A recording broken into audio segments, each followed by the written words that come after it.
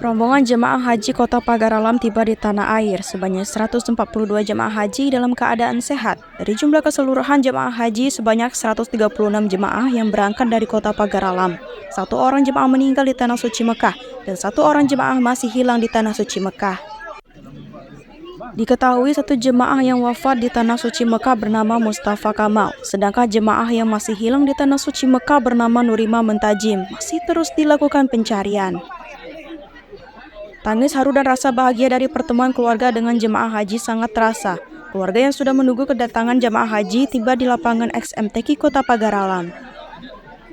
Menurut Kepala Kantor Kementerian Agama Kota Pagar Alam, Muhammad Albar mengatakan rombongan jemaah haji Kota Pagar Alam yang tiba di Kota Pagar Alam dalam keadaan sehat, sedangkan 1 jemaah haji Pagar Alam wafat di Tanah Suci Mekah.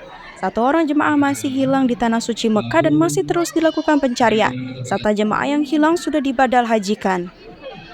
Memang ada beberapa jemaah yang tertinggal, 1 orang yang meninggal dunia atas nama Mustafa Kamal dan 1 orang yang sampai saat ini masih proses pencarian.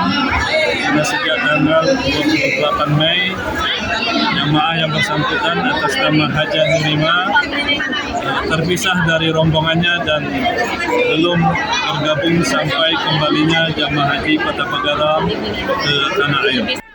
Sementara itu, Wali Kota Pagar Alam Ludi Oliansyah mengatakan guna memberikan kelancaran kepulangan jemaah haji, pemerintah menyediakan 4 unit kendaraan bus angkut untuk para jemaah haji. Alhamdulillah, kita hari ini telah menjemput jemaah haji Kota Pagar Alam, 2 yang masih dicintai Allah, belum sempat pulang ke tanah Mesma, dan hari ini yang sehat, mudah-mudahan lebih meningkatkan lagi keimanan di tengah keluarga dan masyarakat. Dan kita berdoa masih selamat beliau dan bisa pulang ke tanah air. Pemerintah dan Kemenak Kota Pagar Alam berharap pelaksanaan jemaah haji ke depan akan lebih baik lagi. Dari Kota Pagar Alam, Yudi Faifman, iNews melaporkan.